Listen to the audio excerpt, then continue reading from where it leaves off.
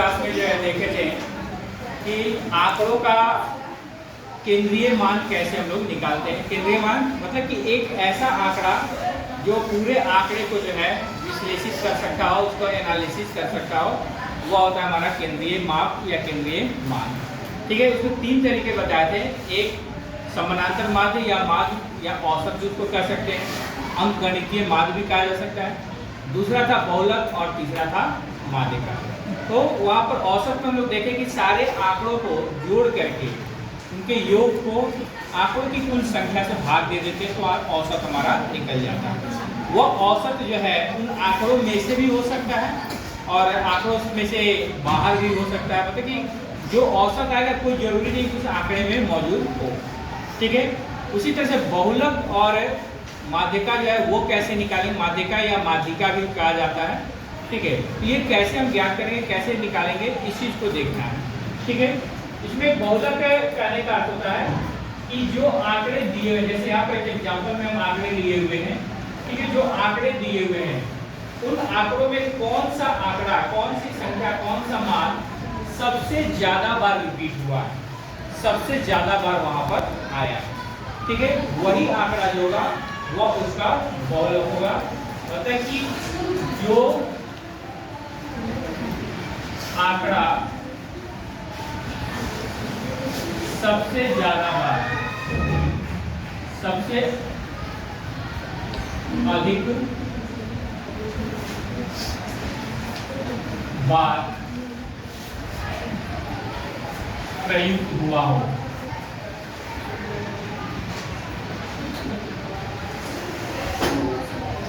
जो आंकड़ा सबसे ज्यादा बार उसमें आया होगा वही आंकड़ा हमारा क्या होगा, बहुलक होता है। तो मान लो कि जैसे यहाँ पर जो आंकड़ा दिया हुआ है, ठीक है, उस आंकड़े में अगर हम बहुलक लें कि उसमें बहुलक कौन सा है, तो सबसे पहले देखिए कि कौन सा आंकड़ा कितने बार। जैसे इसमें सबसे छोटा पर क्या है, 12 है। 12 कितने बार है, 2 बार। 13 2 बार। 14 15 16 1 बार। 19 1 बार। अब इसमें आप देख लीजिए कि यहाँ पर जो है 14 सबसे ज्यादा 3 बार आया। ठीक है, ये 14 ही जो होगा यह बहुलक। ठीक है, तो 2 तरीके हैं, या तो इन आंकड़ों को जो है बढ़ते क्रम में सजा लें। ठीक है, आंकड़ों को अवरोही क्रम में या आरोही क्रम में, किसी एक में आरोही क्रम मतलब कि बढ़ते क्रम में सजा लें।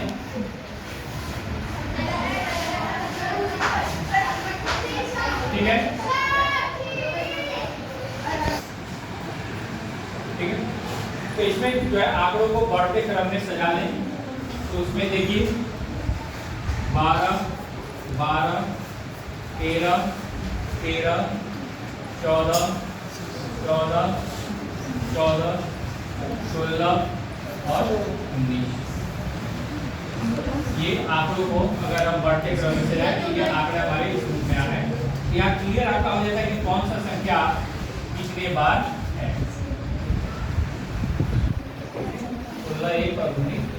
क्या आप क्लियरली देख सकते हैं कि 14 क्या है, 3 बार है, सबसे अधिक बार है। तो यही हमारा बहुलक। तो बहुलक अभी आपके क्लास के लिए जो है सबसे आसान है निकाला। देख ले कि कौन सा संख्या सबसे ज्यादा बार प्रयुक्त हुआ है। जो सबसे ज्यादा बार यूज होगा आप ऐसे टेबल बना सकते हैं और वहां से चूज कर लीजिए, या फिर उसको बढ़ते क्रम में सजा लीजिए। उससे भी आपका पता चल जाएगा कि कौन सा आंकड़ा सबसे ज्यादा बार यूज हो रहा है। ठीक है, तो जो आंकड़ा सबसे अधिक बार होगा वही हमारा बहुलक होगा। कल भी बताया था कि जैसे किसी स्कूल का ही रिजल्ट होता है तो उसमें देखा जाता है कि कौन सा मार्क्स, कौन सा नंबर जो है सबसे ज्यादा स्टूडेंट लाए। अगर मान लीजिए 50 स्टूडेंट से 30 स्टूडेंट ऐसे हैं जिसको 90 से 95 के बीच नंबर आया है, उसके बाद बाकी 20 में से हो सकता है किसी को 30 हो, 40 हो, 50 हो, 60 हो, किसी को 97 भी हो, लेकिन वो स्कूल क्या है अपना रिजल्ट क्या कहेगा, तो 90 से 95, 90-95% जो है हमारा रिजल्ट हुआ है, 93% रिजल्ट हुआ है। क्यों? क्योंकि अधिक से अधिक बच्चों का नंबर जो है वह 90 से 95 के बीच में। तो क्या होता है, वहाँ बहुलक से ही दिखाया जाता है कि सबसे ज़्यादा कौन से आंकड़े अपने आप को रिपीट कर रहे हैं, वही हमारा बहुलक हो जाएगा। ठीक है, अब आते हैं माध्यिका में। माध्यिका में क्या होता है,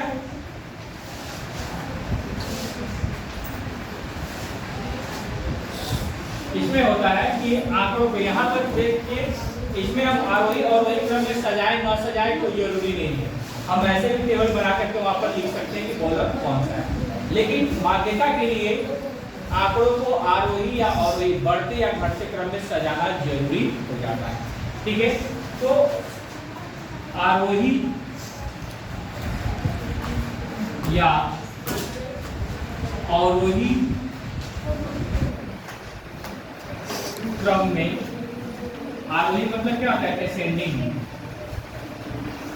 बढ़ते क्रम में, और अवरोही मतलब डिसेंडिंग क्रम में सजाने पर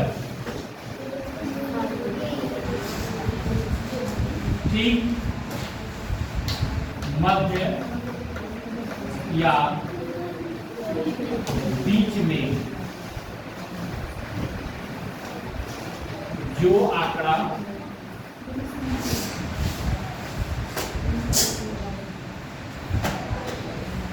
आता है वही माध्यिका का माध्यक होता है। मतलब कि इसके लिए जरूरी है आरोही या अवरोही क्रम में सजाना। बिना आरोही और अवरोही क्रम में सजाए हुए वहां पर हम ठीक बीच में, बीचों बीच में कौन सा संख्या आ रहा है ये नहीं बता सकते। तो मान लीजिए अगर यही आंकड़े हैं तो सबसे पहले क्या करेंगे, आरोही या अवरोही, बढ़ते या घटते क्रम में उसको सजा लेंगे आरोही क्रम में। तो जैसे यहाँ पर आप देखें 12, 12, 13, 13, 14, 14, 14, 16, 19। ठीक है, कुल आंकड़े कितने हैं वो देख लीजिए। कुल आंकड़े 1 2 3 4 5 6 7 8 9, कुल आंकड़े 9 हैं। तो 9 में क्या कीजिए, 4 इधर से छोड़ दीजिए और 4 इधर से छोड़ दीजिए, 4 4 8 छूट गया, बच गया कौन सा बीच में, 14। यही हमारा माध्यिका हो जाएगा। ठीक है, तो इसको अगर हम संख्या को n मान लें और n क्या हो, जब विषम संख्या हो, विषम संख्या अगर है तो माध्यिका क्या हो जाएगा, माध्यिका हो जाएगा n+1/2 वा आंकड़ा। देखिए n+1, n कितना है, 9 जोड़ 1/2, 10/2 क्या आ गया, 5 हो गया। तो पांचवा आंकड़ा, पांचवा आंकड़ा देख लीजिए कौन सा, पांचवें नंबर पर, पांचवें नंबर पर आपका 1 2 3 4 5 14 है, तो यही 14 क्या हो जाएगा, माध्यिका। अगर यही n जो है अगर सम संख्या हो, सम संख्या मतलब कि मान लो यहाँ पर जैसे 9 आंकड़े हैं, एक और आंकड़ा यहाँ पर होता तब 10 हो जाता। तो 10 में क्या होता है, 4 इधर छोड़ते 4 इधर छोड़ते 8, बीच में 2 संख्या आ जाता। ठीक है, बीच में 2 संख्या आ जाता तो हम दोनों का औसत ले सकते हैं। ठीक है, मतलब कि वहां माध्यिका जो होगा उसके लिए क्या करेंगे कि n/2 आंकड़ा और प्लस n+n/2+1 वह आंकड़ा, दोनों आंकड़ों को जोड़ करके 2 से भाग दे देंगे बटा अतः जैसे मान लीजिए यहाँ पर एक 21 भी अगर है थोड़ा करके मान लेते हैं, तो 4 इधर हमारा टोटल कितना गया 10 हो गया, तो 10/2 ठीक है, अब प्लस 10/2 प्लस 1 वह आंकड़ा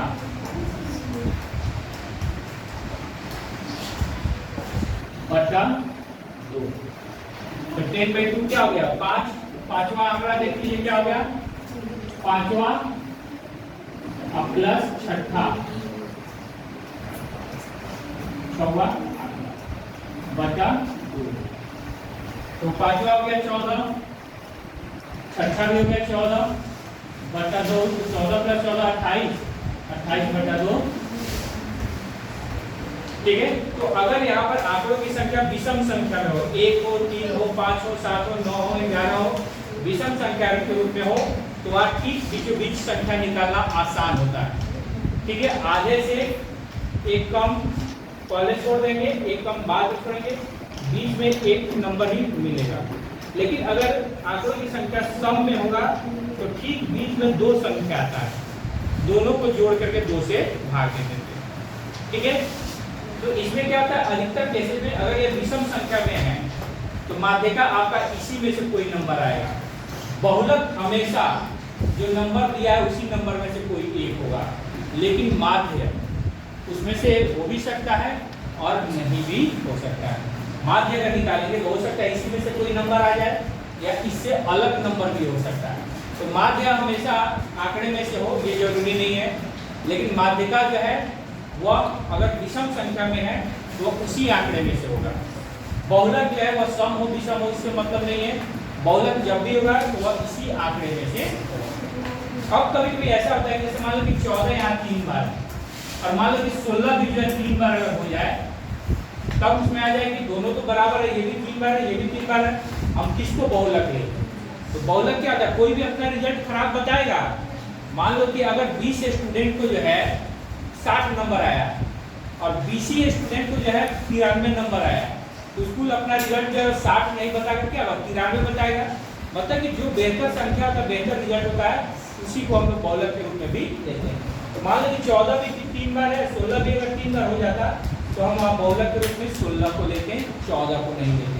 हमेशा क्या है बहुलक क्या है, जिसमें बहुत सारी संख्याएं जिसमें एक साथ आता हो, एक ही चीजों की मेजॉरिटी जिसमें अधिक हो वही चीज होगा वो हमारा बहुलक। बहुलक का अर्थ क्या है, बहुल, बहुल मतलब जहाँ बहुत अधिक मात्रा में हो।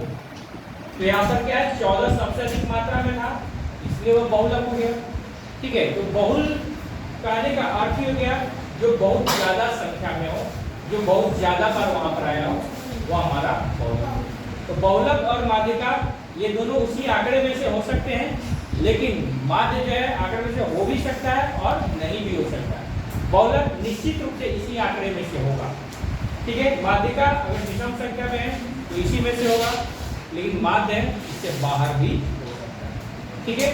तो इस तरीके से हम माध्य, माध्यिका और बहुलक इन तीनों को अगर आंकड़े दिए हुए हैं बिना टेबल के, ठीक है, क्रम में दिया हुआ है, श्रेणी में दिया हुआ है, तो वहां पर माध्य माध्यिका बहुलक निकालने का तरीका आपका यही, ठीक है। अब इस पर जो है आप अपने अभ्यास कर सकते हैं, आप प्रैक्टिस कर